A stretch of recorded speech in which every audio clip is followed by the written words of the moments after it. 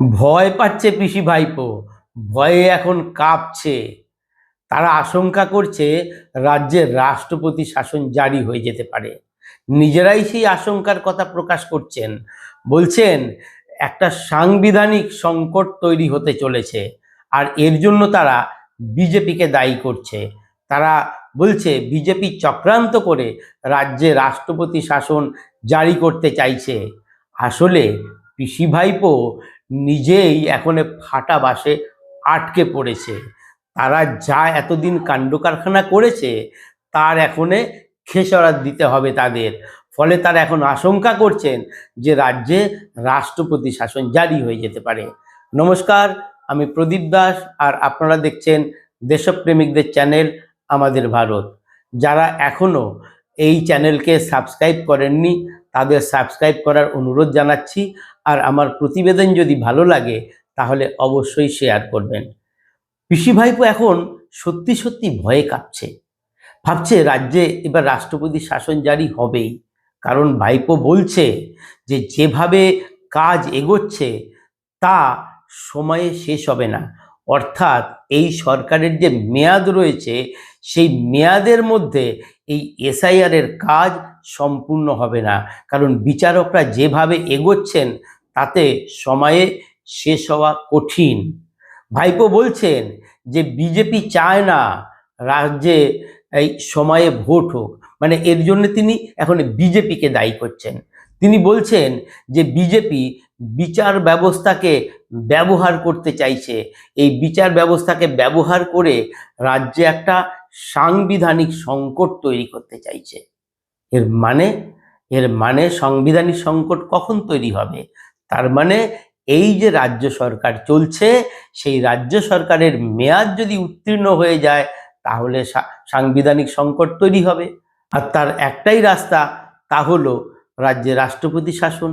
আর রাষ্ট্রপতি শাসন যদি জারি হয়ে যায় তাহলে তো আর পিসি ভাইপোর কোনো কর্তৃত্ব থাকবে না সেনাবাহিনীর অধীনে। তখন এই ভোট পর্ব চলবে।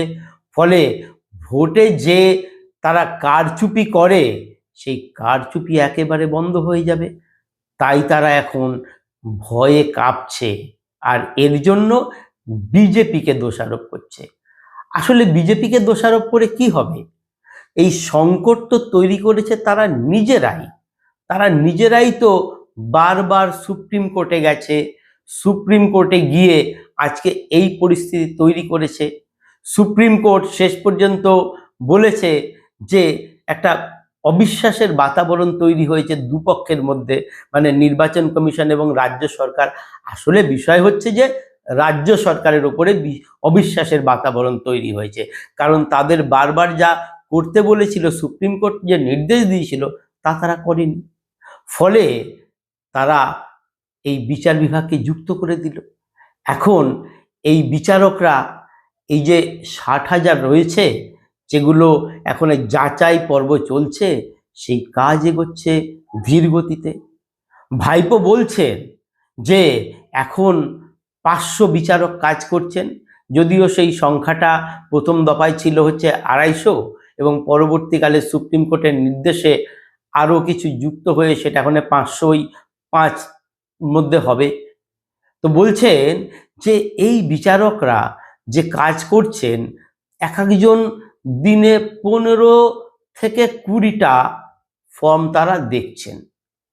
তো এই যে ফর্ম দেখছেন 15 থেকে 20টা, তাহলে 500 বিচারক দিনে 15,000 দেখতে পারবে। তার হিসাব যে 15,000 বাড়িয়ে সেটা তিনি 20,000 করেছেন। সেক্ষেত্রে 20,000 যদি এরকম দেখতে হয়, প্রতিদিন 20,000 দেখে, তাহলে এটা শেষ হতে 4 মাস লাগবে। তো ভাইপো বাবুর এখন আশঙ্কা, তাহলে তো রাজ্যে রাষ্ট্রপতি শাসন জারি হওয়া ছাড়া উপায় নেই। আর এই যে কাজটা এইভাবে এগোচ্ছে তার মূল কারণটা কি? তার মূল কারণ হচ্ছে তারাই বাধা দিয়েছিল, তারাই তো কৌশল করে সমস্ত ফর্ম রেখে দিয়েছিল।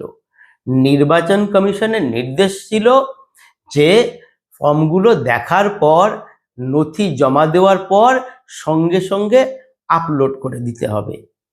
কিন্তু তারাই তো চক্রান্ত করেছিল যে সঙ্গে সঙ্গে আপলোড করা যাবে না। নবান্ন থেকে নির্দেশ ছিল যে তোমরা এইসব নথি আপলোড করবে না, শেষ মুহূর্তে আপলোড করবে। যথারীতি তাই হয়েছে। আর কোন নথিগুলোকে চেপে রাখা হয়েছিল?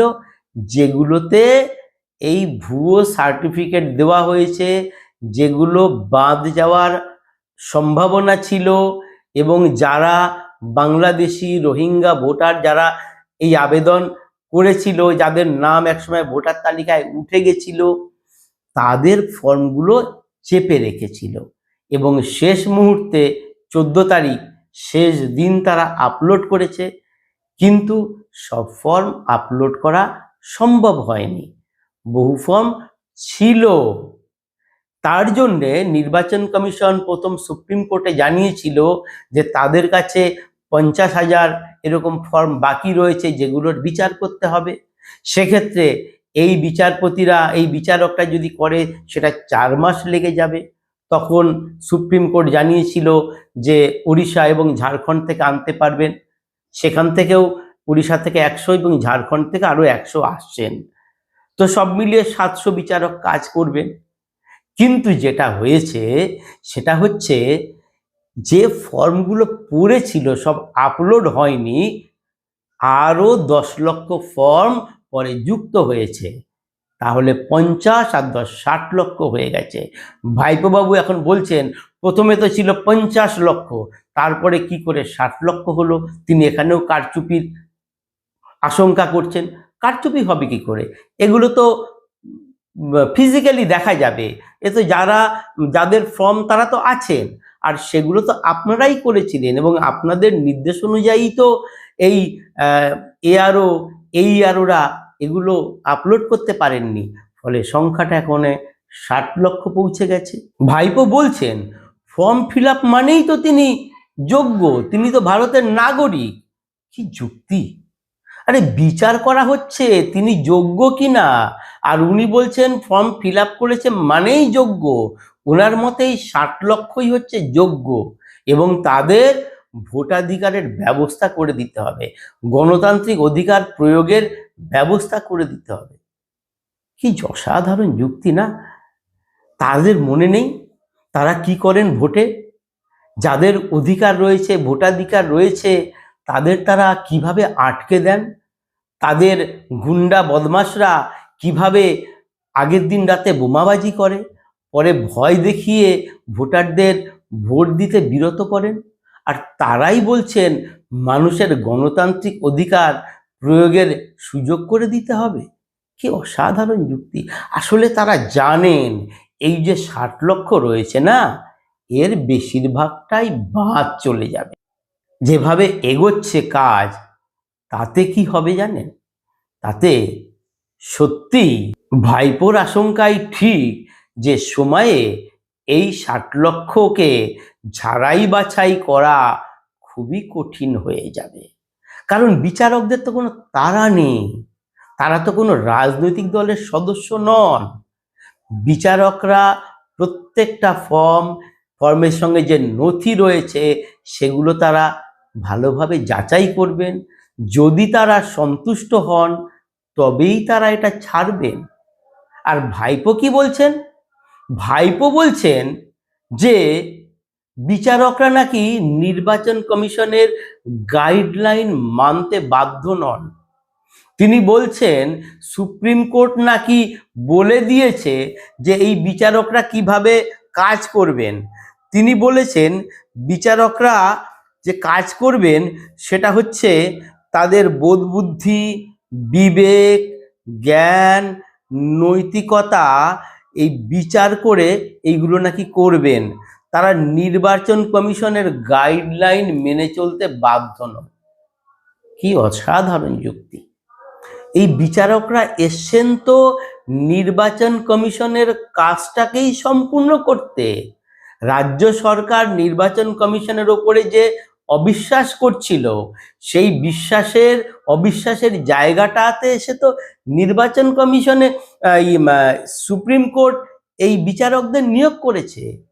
এবং যখন নিয়োগ করা হলো তখন তো তারা বললেন যে তৃণমূলের জয়, দিদির জয়, যে নির্বাচন কমিশনের পরাজয় হয়েছে। হঠাৎ সুর উল্টো হয়ে গেল কেন?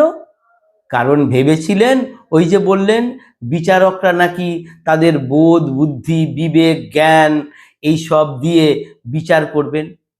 এখানে বোধ বুদ্ধি দিয়ে বিচার করবেন? বিচারকরা তো বিচার করেন হচ্ছে তথ্য এবং নথির ওপরে।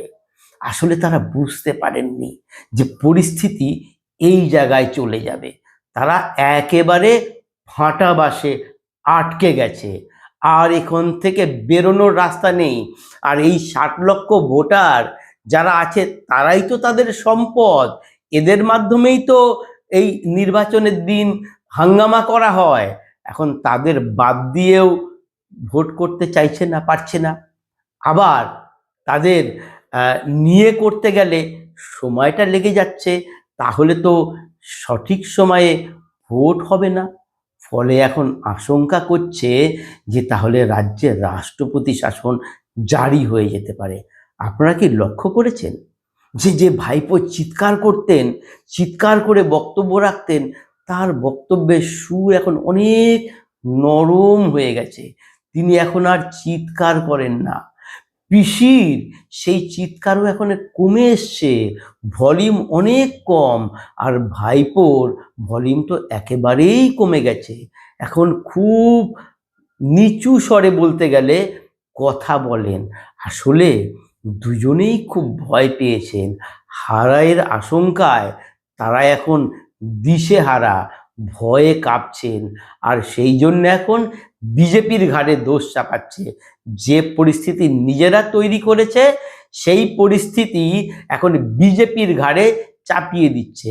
আসলে এখানেও রয়েছে তাদের সহানুভূতি আদায়ের চেষ্টা।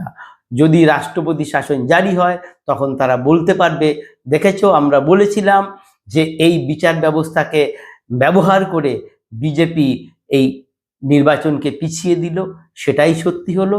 আসলে মানুষ এত বোকা নয়, তারা ঠিক জানে যে কি এদের মিথ্যে কথায় মানুষ আর ভুলবে না। ফলে তারা জানে এবং জেনে শুনেই এখন ভয়ে কাঁপছে, বলছে রাজ্যের সাংবিধানিক সংকট তৈরি হয়ে যেতে পারে, অর্থাৎ রাজ্যে রাষ্ট্রপতি শাসন তো জারি হতে পারে। আর এই আশঙ্কা করছেন ভাইপো নিজেই। নমস্কার।